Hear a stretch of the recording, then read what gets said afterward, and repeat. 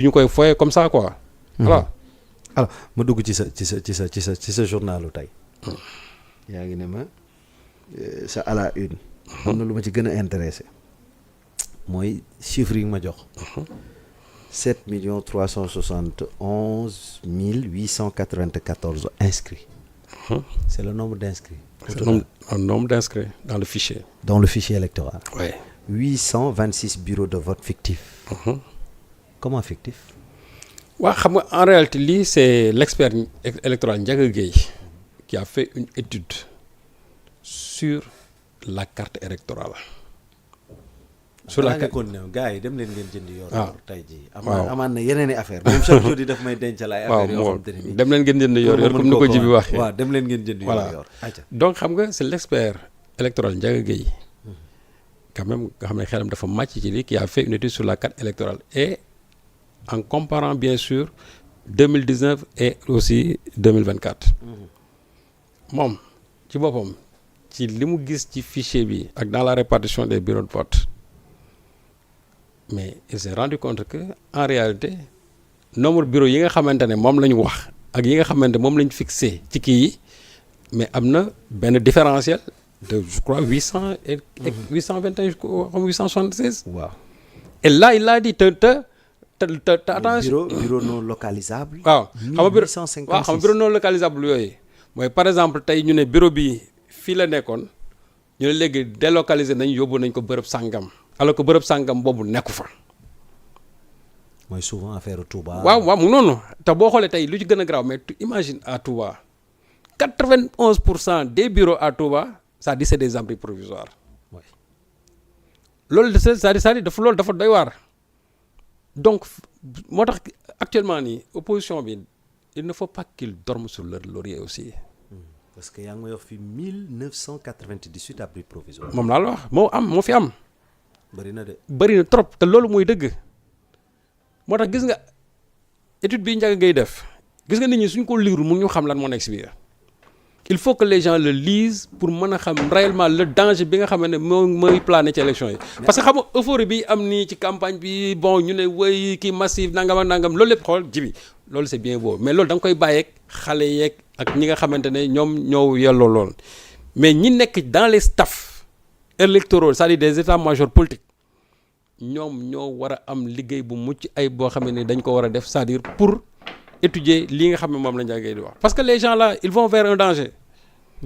Ils vont vers un danger te Ndiaga il parle en connaissance de cause parce que le même problème s'était posé en 2019 parce que xam nga souvent dafa am situation yoo xam ne su ñëwee les gens peuvent se dire mais ñii fan lañ jaar ba am lii am lii am lii am lii imaginez par exemple en 2019 comment le parti au pouvoir était sûr et certain que ñoom dañuy am 55%. annoncé même. ba annoncé ko. Ça ne reposait pas sur du néant. Donc aujourd'hui il a sonné l'alerte Ndiaga. alerte bi mu sonné mooy faites attention dem leen ngeen xool li ma wax. Il a parlé de ces bureaux non localisables il a parlé encore des bureaux fictifs xam nga quand on parle de bureaux fictifs les gens pensent que ne way dañ ne créé nañ ki mais demul noonu de c'est trop technique pour que nit ñi mën ko comprendre.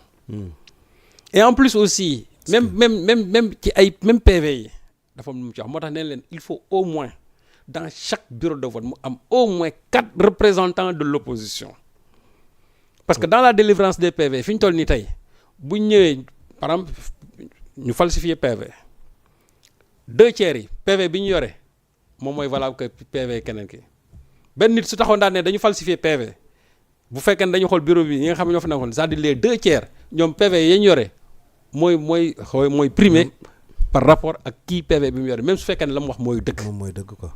donc loolu nag c'est des aspects techniques yoo xamante ne ni état-major politique yi ñoom ñoo ci war a liggéey. mais bii tamit jaaxal na ma.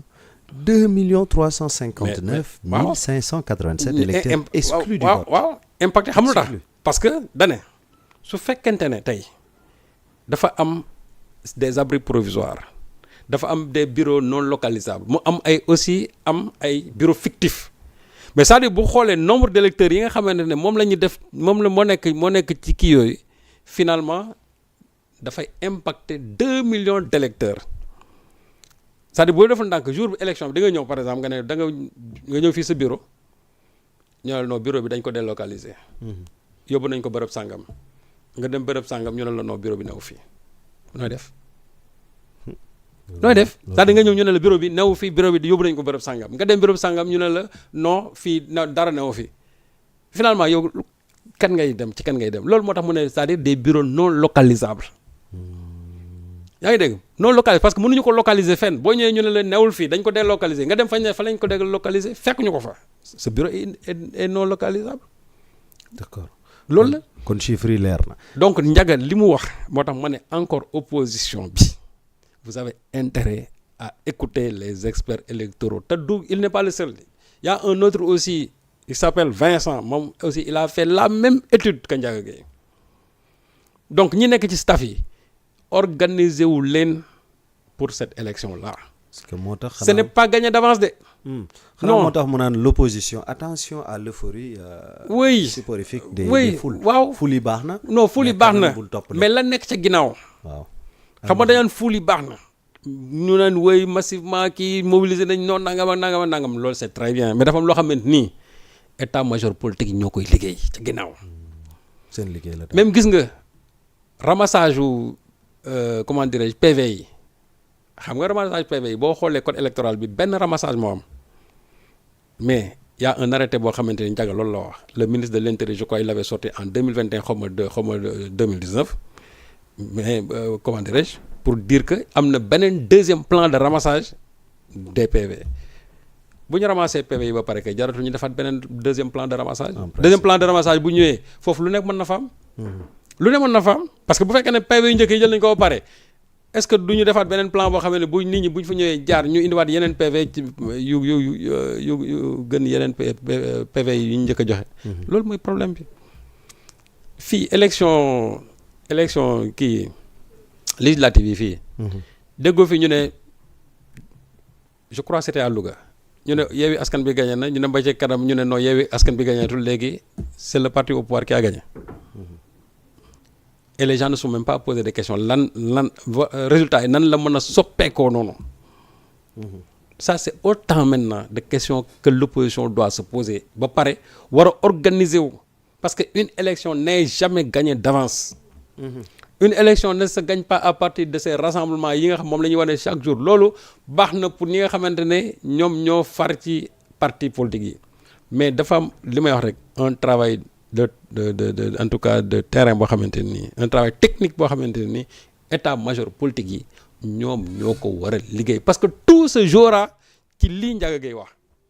tout se jouera sur ça c'est pas parce que dañu voté ba pare ñun toog nañ ci bureau yi ñi ngi xaar on va protéger le vote le problème ne se situe pas à ce niveau-là. affaire bi c'est plus que technique waaw. c'est très profond ñoom war nañ ci veille bu baax. théorie baax na mais dafa gën a technique quoi. moom laa la wax te gis nga lii c'est un seul jet deuxième jet bi ñun dinañ ko génne demain encore sur ce qu'il a dit. à propos de la menace qui pèse sur la sincérité même du scrutin. déjà waaw est-ce que mën nañ ko xaarandi mooy des élections transparentes à 100%. non c'est-à-dire lii nii man je doute même qu'on puisse avoir des élections transparentes. ah bon parce que bu fekkente ne problème yi réglé wuñ ko ñi nga xamante ne par exemple tey dañu nekk ci benn lieu de vote nga ñëw ñu ne la sa tour newul fii nga ñëw ba ci jour ba ñu ne la fii nga dugg ci bureau ñu ne la non fii sa tour newu fii am na ñoo xam sax souvent bu ñu la sa tour newu fi sax da ngay taxaw nga ne waa man kan laay mën a laaj pour mu mën ma orienter ci sama bureau de vote. mën nañ la ne jógeel fii demal bërëb sàngam mais nga dem bërëb sàngam ñu ne la mais fii sa tour nekku fi. imagine toi loolu boo ko defee fi nga xam ne dans les zones où l'opposition gagne le plus souvent. te boo xoolee deuxième partie bi suñ ko génnee demee tu verras que ne les zones où il y a le plus d'abris provisoires ce sont les zones où l'opposition gagne toujours majoritairement te loolu dina feeñ. demain ça va sortir dans Yoor Yoor il faut l'acheter pour voir. tey waa Yoor Yoor. waaw Yoor Yoor temps ay révélation lañ may jox de. mais mu noonu. donc kon dem leen ngeen jënd Yoor Yoor en tout cas Serigne Saliou Gueye moom moo nekk ci bopp ba alors Serigne Saliou fi mu toll nii kon man li ma lay delluwaat un peu en arrière. mooy ginnaaw élection yi maintenant est-ce que en ce qui concerne les programmes des candidats. est-ce que jot nga xool sax fouilleter les programmes. à vrai dire Djibi yenn programme moom dama ko effleurer rek. Bon j'ai assisté aussi au lancement du programme de